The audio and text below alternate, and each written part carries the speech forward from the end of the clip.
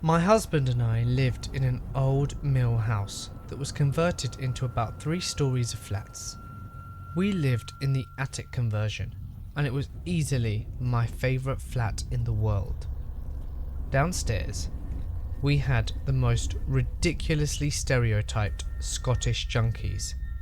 They were constantly getting high.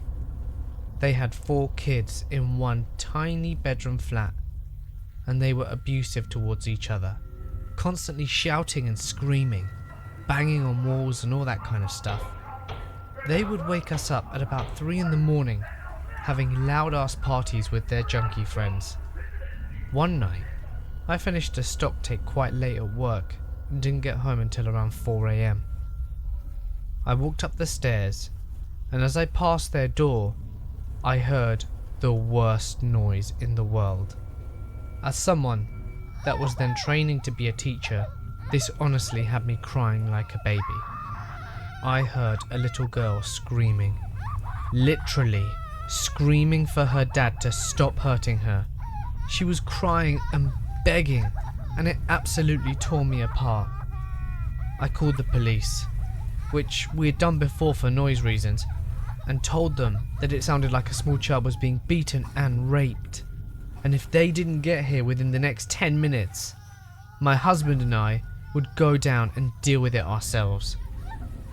3 cars, a riot van and social workers showed up in about 5 minutes. I was outside waiting for them. The scum bastard was raping his 3-year-old daughter whilst his friends got high and watched. The social worker let me hug their little girl whilst they got everyone situated. She was tiny. This little tiny bundle wrapped up in a blanket sobbing in my lap. It ruined me.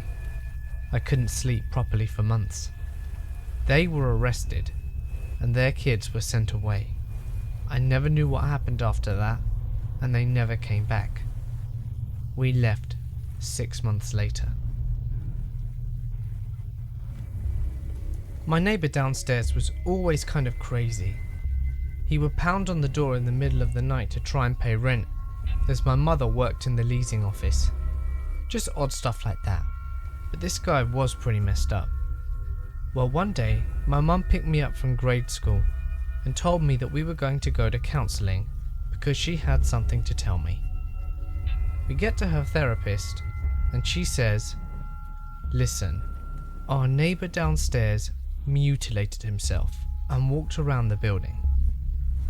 I later found out that he had cut off his dick and balls, stuck his dick in his own mouth and held his balls in his hands and walked around the building until someone called the police.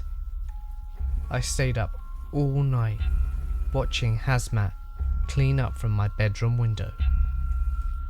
My mum had to survey the apartment for damages the next day because she worked in a complex. Why do you think we had to go to counselling?" I had some truly messed up neighbours growing up in Russia. My building still has a few alcoholics who leave and break booze bottles everywhere and piss inside the building. But one man who lived on my floor was infamous in our neighbourhood. This guy lived with his mother, who ironically was the building's janitor, although she was nearly fired several times for shirking off her duties. This woman made moonshine in her bathtub, which often stank her neighbours' flats. Her kid began sampling the moonshine early on and was a full-blown alcoholic and juvenile delinquent by the age of 16.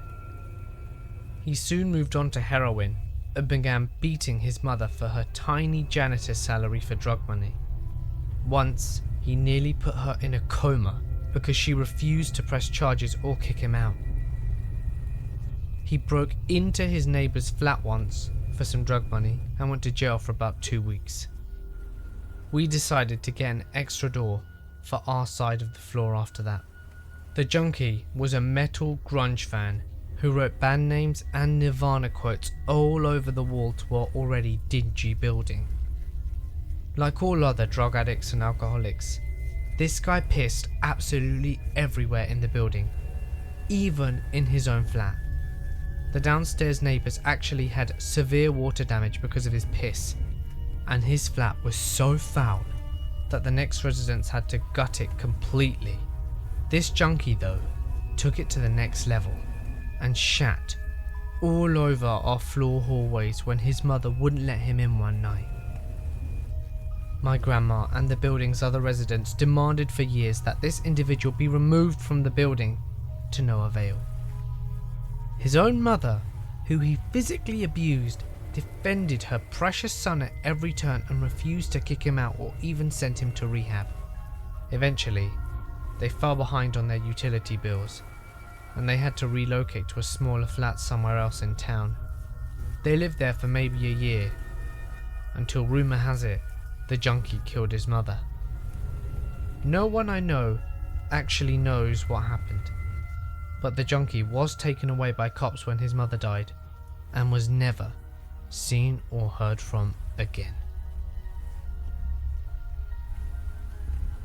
My neighbours in this shitty apartment I moved into after I moved out of my parents' place were hoarders to the extreme, as well as alcoholics. We started getting roaches in our apartment about 2 months after they moved in, and then the mice came, and then the rats. About once a month we would have to call 911 on them, because we would find one of them passed out in the parking lot, or on the doorstep, or on the stairs. They came over and asked if it was us who kept calling 911. Then they cussed us out because they didn't have insurance and had to take out numerous payday loans in order to cover the ambulance costs. We broke our lease and moved out after someone took a shit on our welcome mat.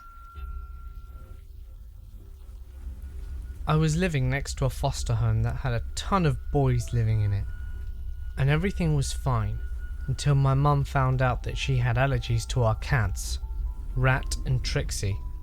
So we let them outside, and everything was fine for about 6 months.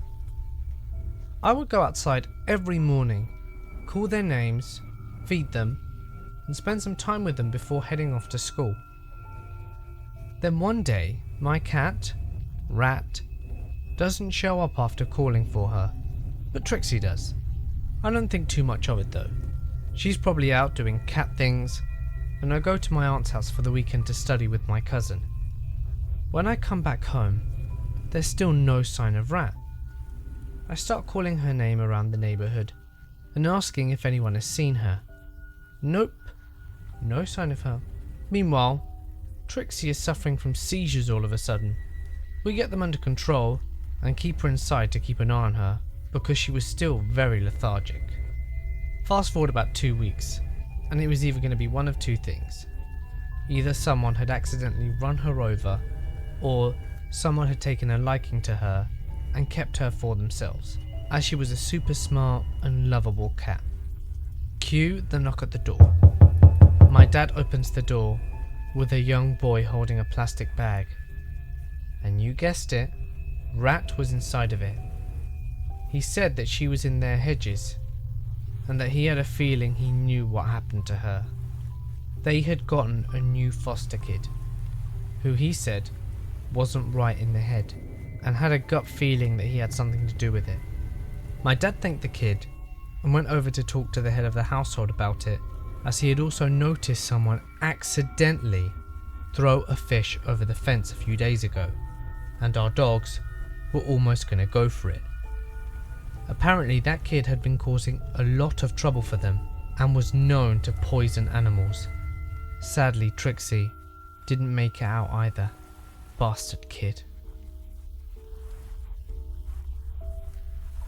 I live in an apartment. This lady lived on the 3rd floor, and she must have let her cats piss everywhere, because the entire building reeked like cat piss. I mean reeked, seriously. The smell entered my apartment frequently, and when I passed her in the hallway, I would have to hold my breath because she smelt so bad. I dealt with this for 2 years with multiple complaints to the office, until I eventually called animal control. It turns out she had 30 cats in her apartment. The smell was so bad that on a windy day, people from other buildings within the complex could smell it. Sometimes it would smell like the cat was pissing in my own apartment. Animal control took all of her cats away. She was evicted shortly after that. I know from talking to other neighbours that this had been going on for over 5 years before I had even moved there. But they had a hard time evicting her because she was Section 8. Although I'm sure the apartment manager was very incompetent as well. The maintenance guys had to put on a mask and rip the carpet up and seal the wood under it, amongst many other things they had to do with that apartment to make it even barely livable for other renters. Hey guys, it's Mort here and thank you so much for listening. Geez, some people have the worst of luck when it comes to neighbours.